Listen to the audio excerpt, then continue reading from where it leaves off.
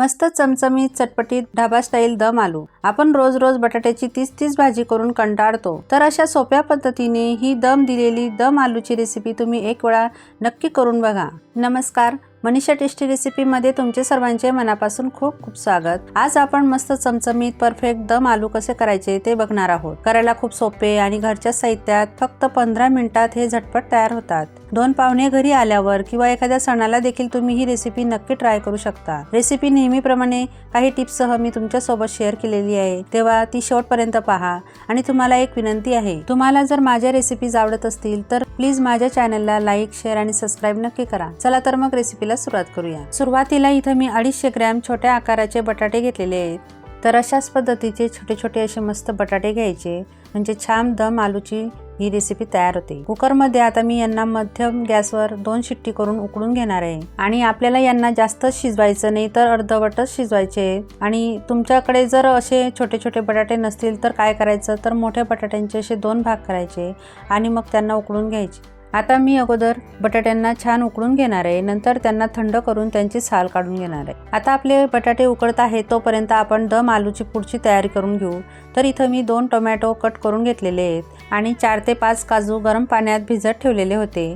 आता मिक्सर मधून आपण यांची पेस्ट तयार करून घेऊ। तर पेस्ट करताना यामध्ये अजिबात पाणी टाकायचं नाही आणि मी जे काजू मध्ये पाणी टाकून घेतलेलं होतं तेही मी काढून घेतलेलं आहे। आता दोन्ही जिन्नस टाकून घ्यायचे मिक्सरच्या भांड्यामध्ये आणि मी एक हिरवी मिरची यामध्ये टाकून घेतलेली आहे। आता आपल्याला यांना बारीक वाटण करून घ्यायचं आहे। तर हे इथं बघू शकता, हे मस्त असं बारीक वाटण तयार झालेलं आहे। तर या पद्धतीचीच पेस्ट आपल्याला हवी। आता इथं दुसरं साहित्य म्हणजे आपण यामध्ये दही घेणार आहोत। तर दही मी इथं 1/4 कप घेतलेला आहे, म्हणजे पाव कप आपल्याला दही घ्यायचं आहे। दही अजिबात खट्ट वगैरे घ्यायचं नाही। तर इथं आपल्याला फ्रेश दही घ्यायचं आहे। दही आता व्यवस्थित असं फेटून घ्यायचं आहे, म्हणजे त्याच्या सगळ्या गुठळ्या ह्या मोडून घ्यायच्या आहेत। व्यवस्थित सॉफ्ट करून घ्यायचं आहे असं दह्याला।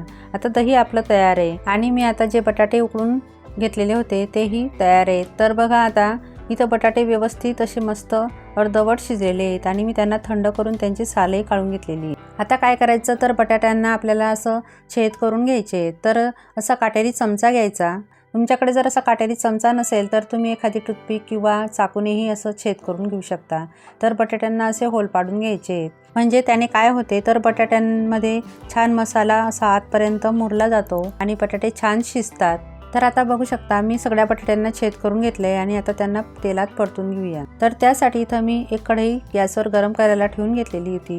नंतर त्यामध्ये मी आता 2 ते 3 पळ्या तेल टाकून घेतलेलं आहे। तेल थोडंसं गरम झाल्यानंतर सगळे बटाटे त्यामध्ये सोडून घ्यायचे आणि त्यांना मध्यम ते मोठ्या आचेवर व्यवस्थित परतून घ्यायचे। परतत असताना त्यांना एकसारखं असं परतत राहायचं, म्हणजे बटाटे कढईला खाली चिकटत नाही आणि ते करपतही नाही। तर व्यवस्थित असं थोडं थोडं 1-1, 2-2 मिनिटांनी हे असं परतत जायचं आहे। तर बघू शकता, साधारण 8 ते 10 मिनिटं मला याला परतायला लागलेली आहे। तर आता बघा, त्यांचा रंग पूर्णपणे बदललेला आहे। असं तेलामध्ये व्यवस्थित परतल्यामुळे बटाटे छान शिजले जातात आणि मस्त सॉफ्ट होतात आणि खायला फार रुचकर लागतात।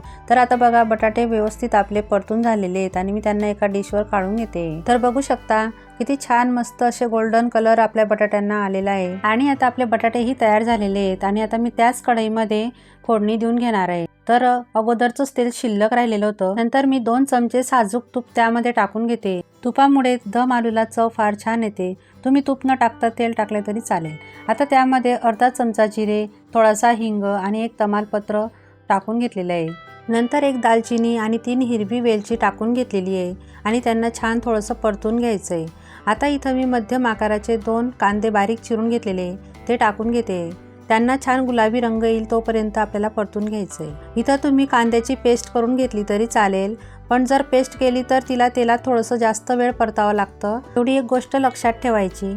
आता बघू शकता, कांदा व्यवस्थित आपला परतला गेलेला आहे। नंतर त्यामध्ये आता मी लसूण आणि आल्याची पेस्ट टाकून घेते। इथं मी 5 ते 6 लसणाच्या पाकळ्या आणि 1 इंच आल्याचा तुकडा यांची पेस्ट करून घेतलेली होती। आता त्यांनाही व्यवस्थित तेलामध्ये परतून घेतलेलं आहे। नंतर आता आपल्याला काही सुके मसाले टाकून घ्यायचे। तर इथं 1 चमचा हळद, 1 चमचा लाल तिखट, 1 चमचा धने पावडर टाकून घेतलेले आहेत। इथं लाल तिखट तुमच्या आवडीनुसार तुम्ही कमी जास्त करू शकता। आता हे सर्व मसाले आपल्याला तेलामध्ये छान परतून घ्यायचे आहेत। इथं मी हे परतत असताना गॅसची फ्लेम कमी करून घेतलेली आहे, म्हणजे मसाले आपले जळणार नाहीत। आता इथं मी थोडंसं पाणी टाकून घेते, म्हणजे मसाले परतत असताना ते करपणार नाहीत. पाणी टाकल्यामुळे मसाले छान असे मस्त भाजले जातात आणि त्यांना तेलही छान सुटतं. आता थोडंसं परतल्यानंतर यामध्ये काजू आणि टोमॅटोची जी पेस्ट करून घेतलेली होती ती टाकून घ्यायची. मी त्याच वाटीमध्ये थोडंसं पाणी टाकून घेतलेलं होतं, तर ते पाणी पेस्टमध्ये टाकून घ्यायचं आहे आणि आता याला चांगलं तेल सुटेपर्यंत असं व्यवस्थित परतून घ्यायचं आहे. 3 ते 4 मिनटं याला चांगलं शिजवून घ्यायचं आहे. आता इथं बघू शकता 3 ते 4 मिनटामध्ये तेल किती छान सुटलेलं आहे आपल्या ह्या भाजीला आणि किती छान दिसते ग्रेव्ही. एकदम मस्त कलर आलेला आहे. अशी परफेक्ट अशी ढाबा स्टाईल आपली ग्रेव्ही ही दिसते. आता त्यामध्ये जे फेटून घेतलेलं होतं दही ते आपण यामध्ये टाकून घ्यायचं आहे. आता मी त्याच वाटीमध्ये थोडंसं पाणी टाकून घेतलेलं होतं आणि राहिलेलं दही त्यामध्ये टाकून घेतलेलं आहे. आता त्यालाही छान एकसारखं असं परतून घ्यायचं आहे.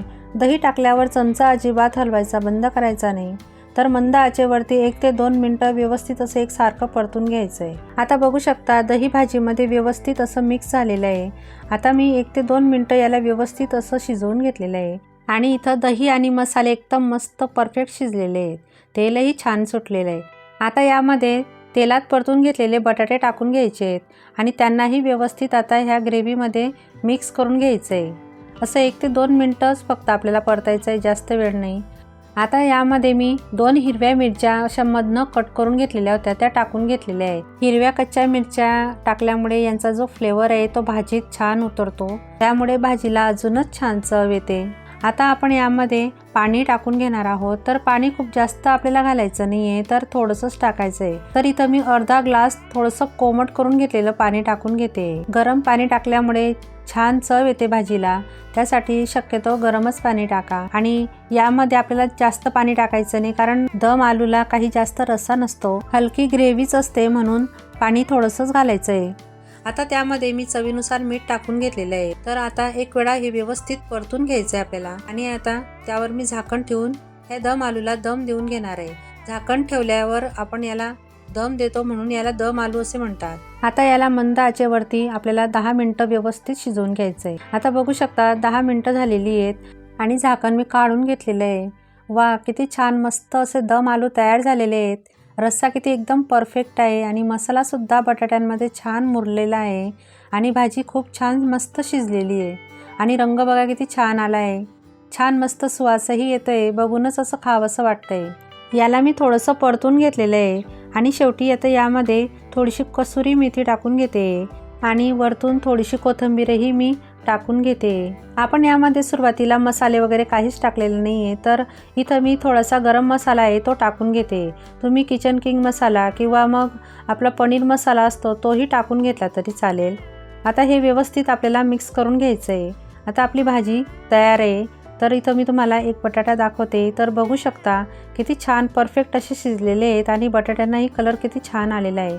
एकदम मसाले बटाट्यांमध्ये मस्त मुरलेले आहेत आणि आता आपली ही ग्रेव्ही तयार झालेली आहे. एकदम परफेक्ट ढाबा स्टाईल आपले हे जे दम आलू आहेत ते तयार आहेत.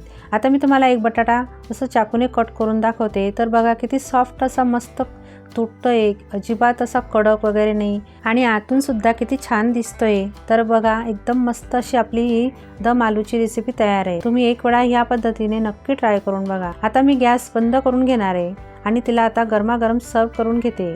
मी त्याला आता एका प्लेटमध्ये सर्व करून घेणार आहे. तर बघा काय मस्त दिसतोय, एकदम परफेक्ट डाबा स्टाईल आपला चमचमीत दम आलू तयार आहे. तर तुम्ही याला कशासोबत खाऊ शकता, तर साध्या भातासोबत, जिरा राईससोबत, पोळी, पराठे, कचोरी, पुरीसोबत खूप छान मस्त लागतो. तर मी तुम्हाला चमच्यामध्ये दाखवते. तर बघा किती छान एकदम मस्त ग्रेव्ही तयार झालेली आहे, अगदी परफेक्ट. तर मी सांगितलेल्या पद्धतीने तुम्ही एक वेळा हे दम आलूची रेसिपी नक्की ट्राय करून बघा आणि मला कमेंट करून नक्की सांगा. आणि हो, तुम्हाला जर अजून काही अडचणी असतील तर तेही तुम्ही मला कमेंट करून विचारू शकता. तुम्हाला ही माझी रेसिपी कशी वाटली ते मला नक्की सांगा. आणि हो, तुम्हाला एक विनंती आहे, तुम्हाला जर माझ्या रेसिपीज आवडत असतील तर प्लीज माझ्या चॅनलला लाईक करा, शेअर करा आणि सबस्क्राईब देखील करा. चला तर मग पुन्हा भेटूया अशाच एक नवीन रेसिपीसोबत. तोपर्यंत मस्त खा आणि स्वस्त राहा.